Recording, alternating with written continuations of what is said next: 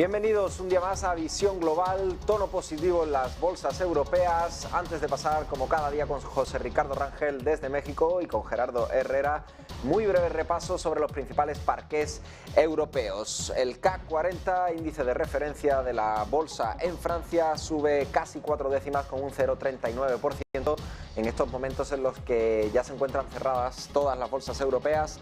IBEX 35 también una subida del entorno de las 4 décimas, se anota una subida de 0,46%. El DAX alemán, por su parte, una subida registra más sustancial con un 1,15% al alza. El FTSE 100, por su parte, ligerísima subida de apenas una décima, 0,12% al alza. Y allí en Estados Unidos, a tan solo unas horas de que se celebren las elecciones midterm, pues el S&P 500 se anota una subida de 1,21% a esta hora, y el Nasdaq 100, ese índice tecnológico que como sabemos es más volátil, pues una subida más acusada registra con ese 1,72% al alza desde el momento de su apertura, apenas hace pues casi 2 horas y media. Y ahora sí, como cada día, pasamos al análisis de José Ricardo Rangel, a quien le acompaña Gerardo Herrera, para que nos muestre la actualidad de los mercados y la situación macroeconómica desde allí, desde México. Bienvenido, José Ricardo y Gerardo.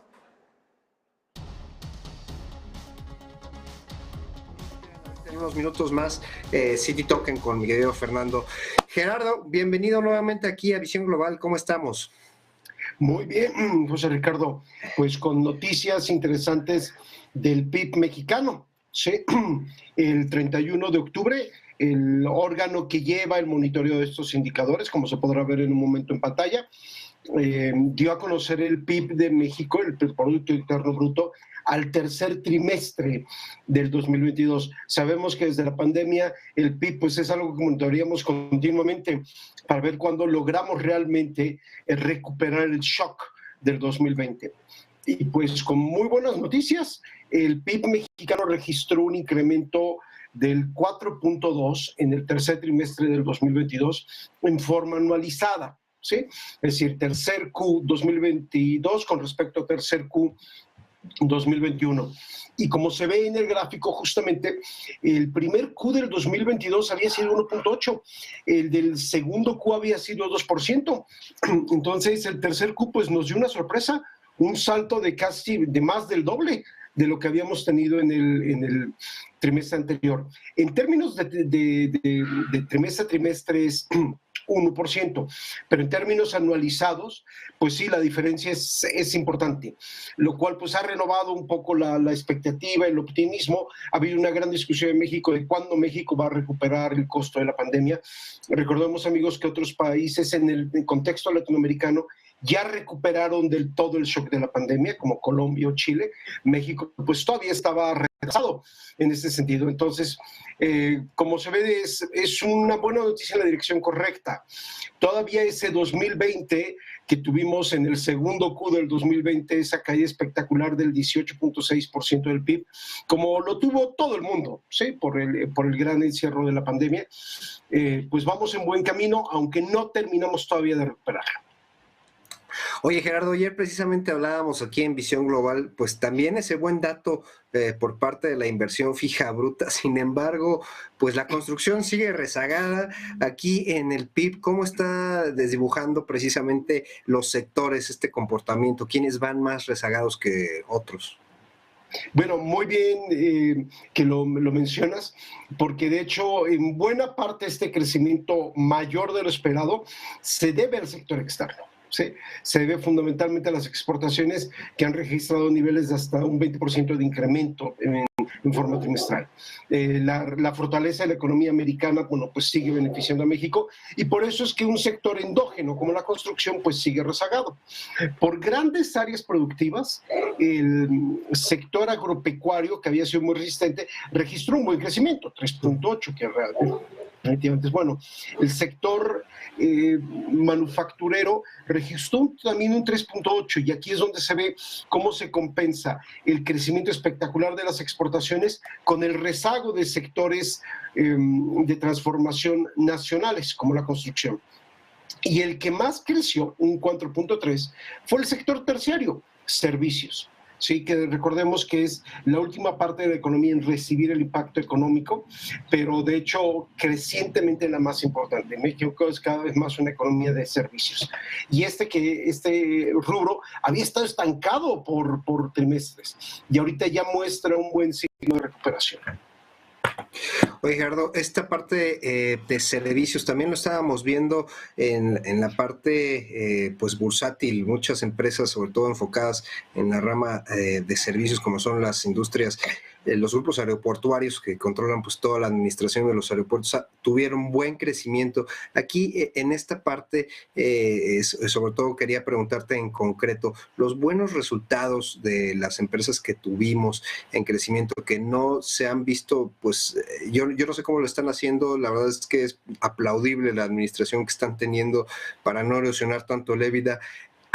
¿Crees que haya impactado, que haya sido fuente de este crecimiento, de este buen dato del Producto Interno Bruto, Gerardo? Definitivamente, servicios de negocios, servicios turísticos, que es tan importante para México, todos ellos están, en crecimiento. Yo me atreví a decir, incluso a señalar, pues Carlos, la industria de eventos está creciendo y se nota en una tremenda inflación de eventos en México en estos momentos. Parece que todos los eventos que no se realizaron en un año o 2 años se están realizando en esta última parte del año. Entonces, sí, en muchos sectores de servicios de negocios, servicios de evento, viajes, turismo, claramente vemos una recuperación muy por arriba de lo esperado, y eso explica que el sector servicios haya construido en forma importante este resultado que, vuelvo a señalar, superó todas las expectativas de los analistas. Gerardo, ya podemos decir que superamos toda la pandemia, todos estos datos de la pandemia, ya estamos del otro lado del... Definitivamente no. Qué buena pregunta, José Carlos. Para nuestros amigos de España es bueno que tengamos en contexto. En el 2020, en general, o sea, ya de todo el año del 2020, México cayó 8.5, pues como cayó todo el mundo, ¿no? En el 2021, México recuperó 5%. Sí, tuvo un crecimiento del 5%. Pero entonces, caímos 8.5 en 2020, en 2021... crecimos 5%, todavía andamos cortos con una aritmética sencilla de 3.5. Aún con estos datos del tercer trimestre, en forma anualizada, México vendría teniendo en estos momentos un 2.7% de crecimiento del PIB en 2022. ¿Sí? Porque así como tuvimos en el último Q 4.2, en el primer Q fue 1.8 y en el segundo Q fue 2. Entonces tendríamos un crecimiento del 2.7. Todavía estamos por debajo. Necesitamos un 3.5. Hay expectativas, sobre todo gubernamentales, de que sí lo podríamos alcanzar. El sector privado no es tan optimista. O sea, de hecho, el sector privado pensaba que cerraríamos el año como un 2%. Este último dato claramente jala la proyección del PIB hacia arriba, pero es difícil pensar que el último trimestre sea de tal magnitud que logremos llegar a ese 3.5 anualizado. Si cerramos en un 2.7 o incluso en un 3% anualizado, ya es muy buenas noticias, pero todavía nos falta un poco. México terminará de recuperar el impacto de la pandemia hasta 2023. Oye, Gerardo, precisamente quería preguntarte, salieron ayer también los datos de confianza al consumidor, muy relacionados con toda esta etapa, que este último trimestre que vamos a vivir de consumo. ¿Cómo observas tú esta evolución? ¿Podría llegar a afectar positiva o negativamente a los datos del próximo Producto Interno Bruto reflejado?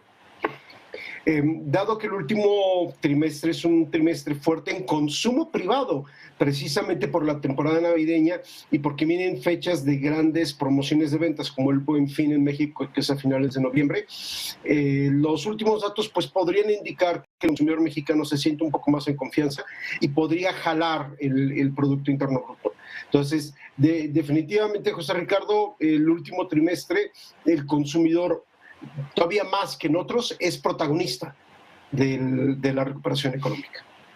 Oye, Gerardo, finalmente, ¿qué datos tenemos para esta semana? Estamos muy nutridos, ya acabamos de platicar algunos datos de inversión fija bruta, ya lo que nos acabas de comentar del Producto Interno Bruto. Hay reunión del Banco de México, ¿no? Sí, de hecho, pues así como la semana pasada la gran noticia era la decisión de la Reserva Federal el 2 de noviembre, esta semana pues tenemos del lado de nuestros colegas, socios de negocios, sus elecciones de intermedias que afectan a todo el mundo, pero definitivamente afectarán a México por las posibles consecuencias de política y de política económica que se derivarían. Pero desde el punto de vista interno tenemos una cita muy importante. 10 de noviembre, este jueves, Banco de México se reúne para tomar la siguiente decisión sobre tasas. El consenso es que Banco de México seguirá subiendo tasas. Habrá un poco la discusión de si 50 puntos base, 75 puntos base, pero es el consenso. Sí ha habido, debo señalar, sí ha habido alguna voz, uno de los subgobernadores del Banco de México, Gerardo Esquivel, que ha indicado que Banco de México no está forzado a seguir el comportamiento o a espejear el comportamiento de la Reserva Federal. Desde que empiezan las alzas de tasas en el último año, pues Banco de México ha espejeado las decisiones de la Reserva Federal. Algún subgobernador de Banco de México, como indiqué, ha señalado, pues a lo mejor es un momento de desacoplarnos, de ir por nuestro lado, pero no se ve como la voz cantante. El consenso es que sí habrá un alza de tasas. La pregunta es qué tan agresiva, ¿sí? Qué tan fuerte será el alza de tasas, dependiendo de qué piense el Banco de México ante estas cifras de crecimiento del PIB y ante los últimos datos de inflación que mostraron cierto respiro. Sí, todavía no es para cantar victoria, pero mostraron cierto respiro. Oye, Gerardo, finalmente quiero aprovechar porque también el fin de semana estuvimos muy dinámicos desde el viernes con estas decisiones pues de la Cámara de Diputados, una cuestión sobre todo la parte de las vacaciones, del periodo laboral, pero hubo otra parte sobre los productos financieros ahí. Ya hablamos un poquito ayer al respecto, pero digo, tú con tu experiencia, ¿puedes platicarnos un poquito de cómo está este contexto de esta decisión que se tuvo en la Cámara de Diputados? Ok, para nuestros amigos de España, ahí sí que poner en contexto. El viernes en la tarde se votó una resolución y ciertamente eso pues no ayudó al clima de una discusión serena, porque en general, pues cuando una ley se vota en viernes en la tarde, siempre levanta cierta sospecha, ¿sí? Con mínima discusión, etcétera. México, el gobierno mexicano tiene un fondo de estabilización financiera que llegó a tener 280,000 millones de pesos. En estos momentos anda como en 25,000 millones. Casi todo ese fondo de estabilización financiera que se usa para emergencias, para compensar caídas en el precio del petróleo, etcétera, casi todo ese dinero, pues la actual administración lo ha ido gastando en los últimos años, sobre todo en gasto social, en el gasto del gobierno. Entonces, esta resolución indicaba que el gobierno podía echar mano de activos financieros. Esa es la frase que se utilizó, activos financieros, sin indicar cuáles. Esa ambigüedad, y en una ley tú no puedes ser ambiguo, porque una ley ser ambiguo pues es muy peligroso. Esa ambigüedad detonó verdaderamente una marea de especulación, de rumores, de que el gobierno podía querer echar mano, por ejemplo, de fondos de pensiones, ¿sí? Lo cual obviamente levantó muchas alarmas. Debo señalar muy claramente, tanto la Secretaría de Hacienda, que es nuestro Ministerio de Finanzas, como el presidente ya indicaron que no es esa la intención y que además tiene toda lógica. Los fondos de pensiones son de los trabajadores, no son del gobierno, aun cuando los administren organismos gubernamentales. En el caso de aquellos fondos de pensiones administrados por organismos gubernamentales. Y eso también llevó a la especulación de que eventualmente el gobierno querría echar mano de los fondos de pensiones manejados por operadoras privadas, que son las que en México conocemos como Afores. Todo eso ha sido desmentido. Sí, debo señalar muy claramente, todo eso ha sido desmentido por las autoridades, pero ciertamente el clima en que esto se hizo un viernes en la tarde prácticamente como una sorpresa, pues no inspiró mucha confianza, ¿sí? Y habla un poco del clima de desconfianza aquí en México hacia las resoluciones del sector público, sobre todo en materia de ingresos y de egresos. Entonces, hoy por hoy parece pues haber sido una falsa alarma, pongámoslo así, pero ciertamente puso a mucha gente en alerta, ¿sí? De cualquier resolución que se dictamine, se discuta hacia el futuro, que pudiera afectar los fondos de pensiones, que es el gran tema. Recordemos que en otros países de Latinoamérica ha habido gobiernos que han echado manos de los fondos de pensiones, ¿sí? Entonces, de ahí la preocupación. Ya ha pasado en la región, entonces, pues, de ahí es esa preocupación. Como repito, por lo pronto falsa alarma, pero definitivamente va a ser un tema que va a estar, va a tener a mucha gente alerta, ¿sí? Para cualquier resolución que pudiera afectar los intereses de los trabajadores. Pues vamos a estar muy al pendiente, Gerardo, de verdad que te agradezco, a pesar de que ya habíamos platicado este tema aquí en Más con la experiencia que tú tienes, para platicarnos al respecto de lo que sucedió este viernes. Y bueno, finalmente, la verdad es que muy contentos porque Rismatics creo que sacó un concurso, ya lo habíamos platicado aquí en Visión Global, ya habíamos platicado con Alan Baruch y el director de la Bolsa Mexicana de Valores, José Oriol Bosch, al respecto. Todavía están pues a tiempo de inscribirse los que estén interesados. Ya nos han llegado varios comentarios aquí también a Visión Global. ¿Podrías platicarnos al respecto, Gerardo? Por supuesto, el Derivative Challenge comenzó el 31 de octubre y va hasta el 16 de diciembre. Entonces, todavía esta semana es una buena oportunidad para entrar, armar tu portafolio en la dirección derivativechallenge.com. Es muy transparente.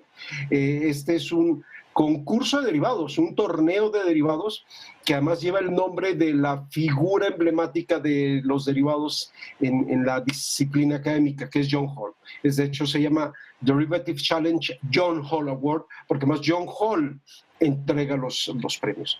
Entonces, es con el mercado mexicano de derivados, instrumentos futuros, opciones, los plain vanilla, los más sencillos, los más básicos, que todo el mundo puede entender y aprender a operar fácilmente. Entonces, pues sí, invitamos a nuestros amigos alrededor del mundo, todavía pueden participar. Acaba de comenzar hace un poquito más de una semana y va hasta mediados de diciembre, justamente para aprovechar que el fin de año siempre es un fin de año complicado, lleno de volatilidad, un estupendo momento para administrar un portafolio y generar un gran rendimiento. Ya lo había comentado mi querido Gabriel Montalto aquí en su programa, todo esto, pues vaya volatilidad que vamos a estar viviendo próximamente en estos meses. Pues no se pierdan, amigos, la oportunidad de ingresar y que también hay premios ahí. Ingresen a la página. No es un concurso improvisado, estuvimos ahí presentes con las autoridades, como lo fue Banjico, la Secretaría de Hacienda, pues reto para ustedes. La verdad es que está muy, muy bien elaborado. La verdad es que los esperamos próximamente aquí en México. Gerardo Herrera, director de comunicaciones de Rismatic Financial Institute, gracias por estar aquí en Visión Global. Y amigos, no se pierdan, mañana nos vemos en Visión Global. Vamos a tener a Walter Buchanan y a Luis González, como siempre, platicando precisamente de todas estas variables económicas y de mercado que pues nos aproximan ya a fin de año. Gerardo Herrera, muchísimas gracias por estar con nosotros. Muchas gracias, buenos días en México, buenas tardes en España. Hasta luego. Nos vemos el día de mañana, amigos.